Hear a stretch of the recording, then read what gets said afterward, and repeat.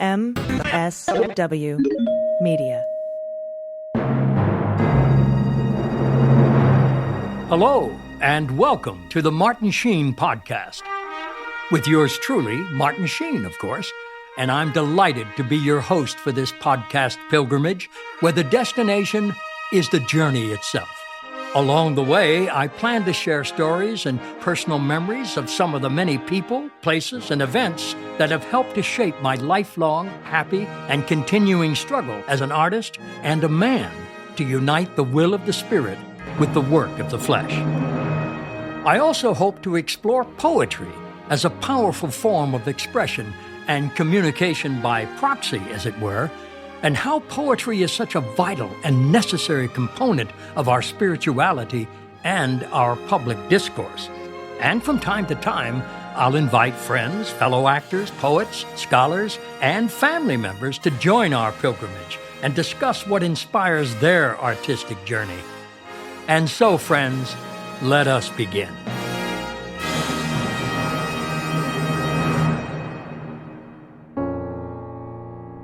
On March 19th, 2003, the U.S. government willfully and callously compromised our national integrity with a brutal invasion of Iraq, which stained American credibility and still remains a constant source of sorrow and regret.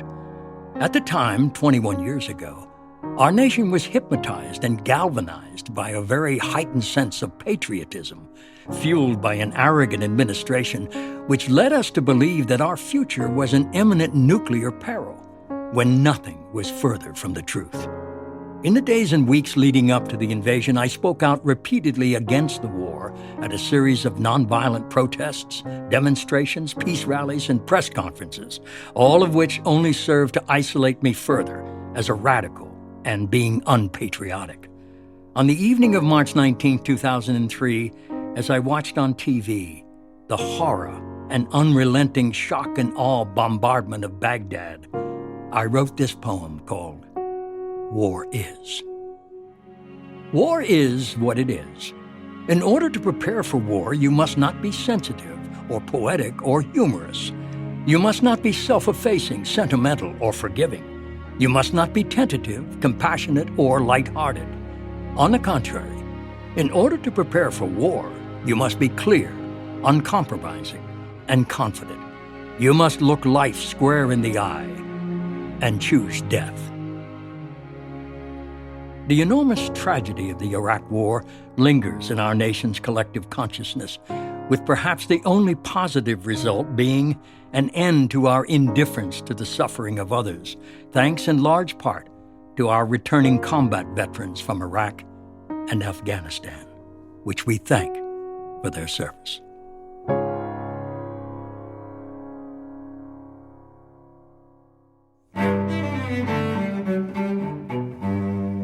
Consider this. In 1986, I participated in a peace mission through war-torn Central America. When I returned, I wrote this very brief four-line poem called Witness. Jesus keeps a lonely vigil, costumed in the native lore. There he weeps a pool residual, Guatemala, Nicaragua, and El Salvador. In this famous speech from Shakespeare's Henry V, Act 4, Scene 3, the brilliant young and newly crowned King Henry rouses his ragtag troops against an overwhelming French army at the Battle of Agincourt.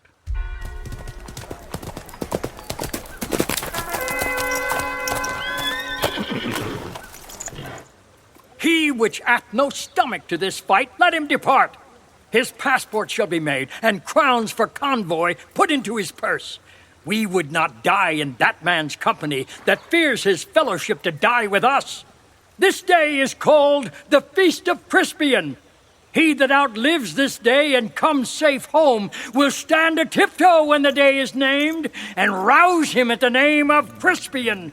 He that shall live this day and see old age will yearly on the vigil feast his neighbors and say, "Tomorrow is St. Crispian."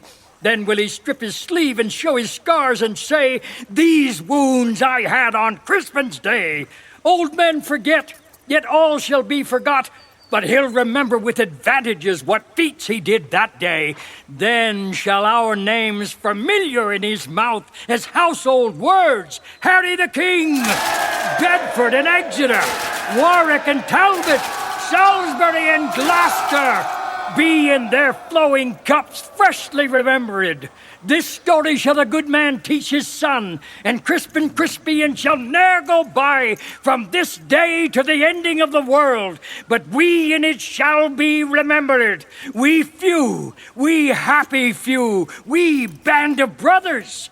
For he today that sheds his blood with me shall be my brother. Be he ne'er so vile, this day shall gentle his condition. And gentlemen in England now abed shall think themselves accursed they were not here, and hold their manhoods cheap, whilst any speaks that fought with us upon St. Crispin's Day. You know your places, see to them, for God, England, and St. George!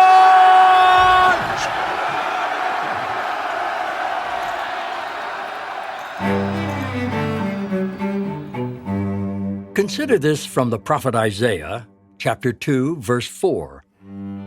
They shall beat their swords into plowshares, and their spears into pruning hooks. Nation shall not lift up sword against nation, neither shall they learn war any more. From the New Oxford Bible Standard Edition. I'm going to take a brief pause here, but stick around. There's more to come. And we're back. Thanks for staying with us. Often while driving along San Vicente Boulevard in Brentwood, California, I would see a smiling black man with a sign that read, "Poems to go," and if I could manage the traffic, I would stop and buy one. The exchange was always brief, very friendly, and the cost was whatever one chose to give. I never knew the man's name or his story until recently, when my son Ramon attended a memorial service for a homeless friend of his in Pasadena and shared with me the program from that service, which included a poem and brief biography of that very same man from Brentwood.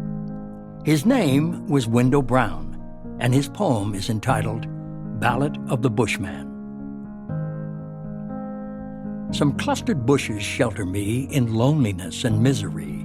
They shield me from the wind and cold and help me keep what hopes I hold. I gave my best for Uncle Sam and came back dead from Vietnam.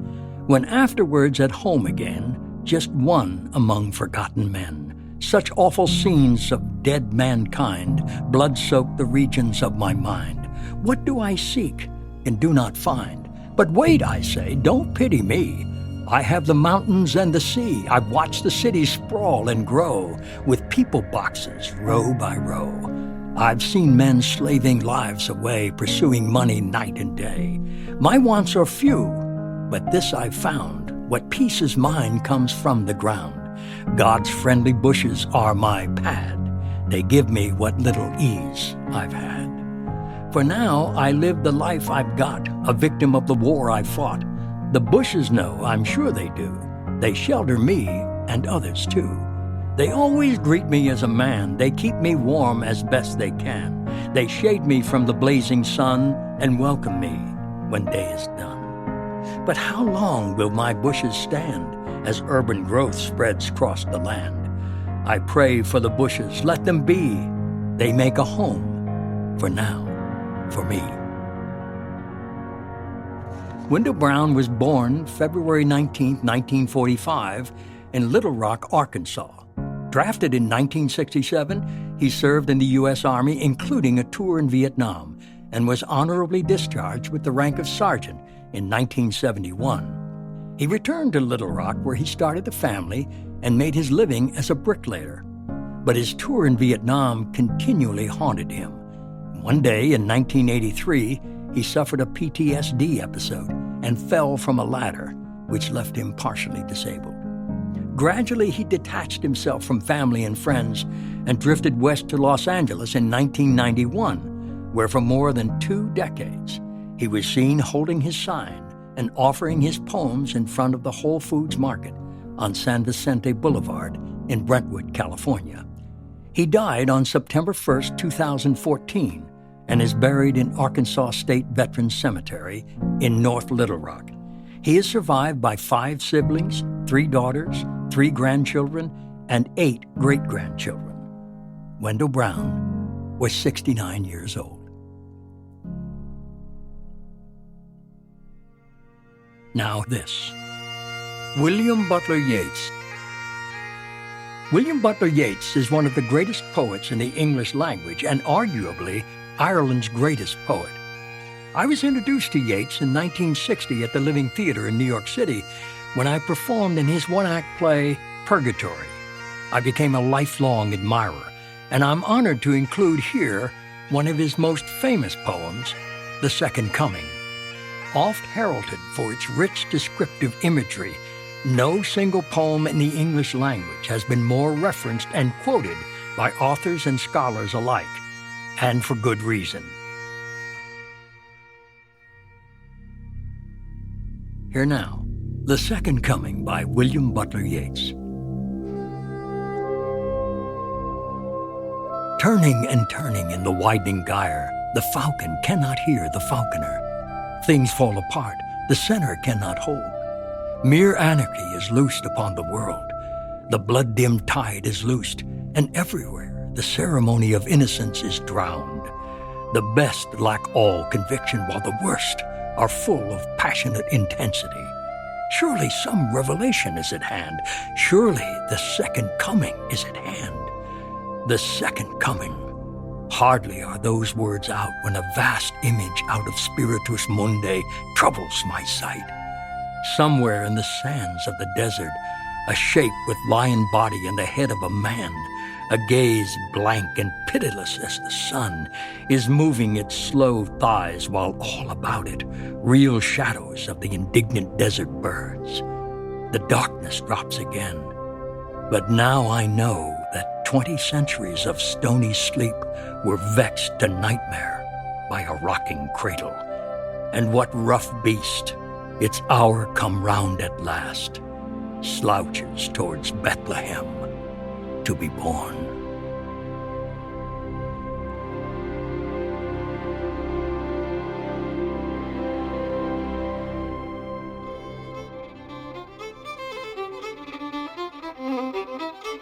William Butler Yeats was born June 13, 1865. He was an Irish poet, dramatist, and writer, and one of the foremost figures of 20th century literature. He was a driving force behind the Irish literary revival, and along with Lady Gregory, founded the Abbey Theatre in Dublin. He served as its chief during its early years. He was awarded the 1923 Nobel Prize in Literature, and later served 2 terms as a senator of the Irish Free State. Yeats died January 28, 1939. He was 74 years old. We'll be right back. Welcome back, and thanks for staying with us. And now, on November 19, 1863, President Abraham Lincoln came to Gettysburg, Pennsylvania, to deliver this address. 77 years ago, our fathers brought forth on this continent a new nation, conceived in liberty and dedicated to the proposition that all men are created equal. Now we are engaged in a great civil war, testing whether that nation or any nation so conceived and so dedicated can long endure. We are met on a great battlefield of that war. We have come to dedicate a portion of that field as a final resting place for those who here gave their lives that that nation might live.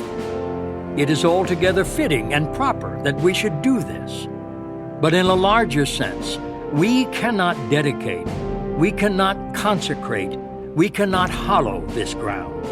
The brave men, living and dead, who struggled here have consecrated it far above our poor power to add or detract. The world will little note nor long remember what we say here, but it could never forget what they did here. It is for us, the living rather, to be dedicated here to the unfinished work which they who fought here have thus far so nobly advanced. It is rather for us to be here dedicated to the great task remaining before us, that from these honored dead we take increased devotion to that cause for which they gave the last full measure of devotion, that we here highly resolve that these dead shall not have died in vain, that this nation, under God, shall have a new birth of freedom, and that government of the people, by the people, for the people, shall not perish from the earth. President Abraham Lincoln died from an assassin's bullet on Good Friday, April 15, 1865. Mr. Lincoln was 56 years old.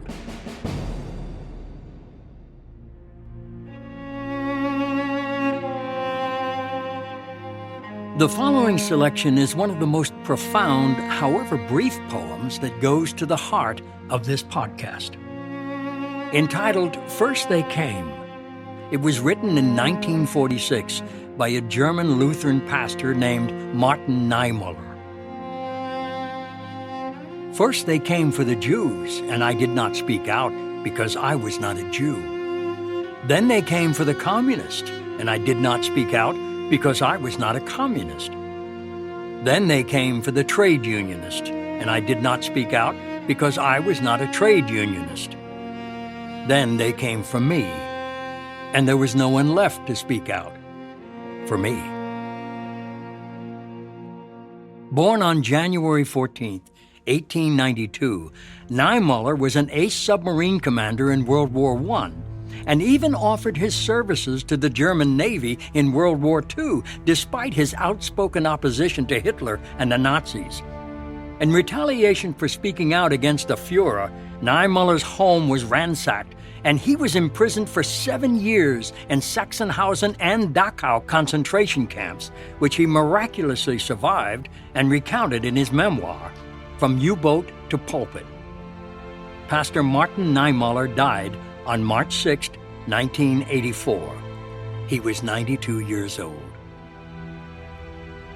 For your consideration, whether or not we choose to acknowledge it, it's abundantly clear that we are all responsible for each other and the world, which is exactly the way it is because consciously or unconsciously, we have made it so.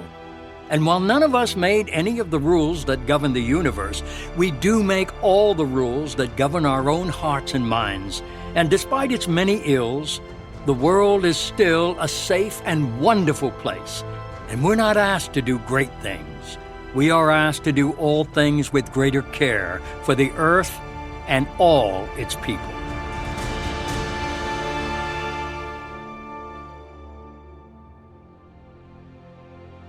I invite you to delve further into the works of the poets I shared with you. And I hope you seek out writers and poets whose work speaks to your hearts and minds with the power to inspire your life. If you've enjoyed what you've heard here, please subscribe to my podcast, The Martin Sheen Podcast, with your host, yours truly, Martin Sheen, of course, wherever you find your podcasts. Yeah, I have to say that. You can find a complete list of the poets and titles of their poems that I've chosen at our website, themartinsheenpodcast.com. I want to thank the people who make this podcast possible, our producer and research assistant, Renee Estevez, who assures me that the internet is a real thing and a safe place, if not used off-label, and our sound engineer and editor, Bruce Greenspan, the man behind these rich and seamless recordings, and to his dog Gracie, our studio mascot, who snores in perfect pentameter. And so, friends, we part with the prayer from Tagore. We are called to lift up this nation and all its people to that place where the heart is without fear, and the head is held high, where knowledge is free, where the world has not been broken up into fragments by narrow domestic walls, where words come out from the depths of truth and tireless striving stretches its arms towards perfection, where the clear stream of reason has not lost its way into the dreary desert sands of dead habit, where the mind is led forward by thee into ever-widening thought and action, into that heaven of freedom, dear Father. Let our country awake. Amen.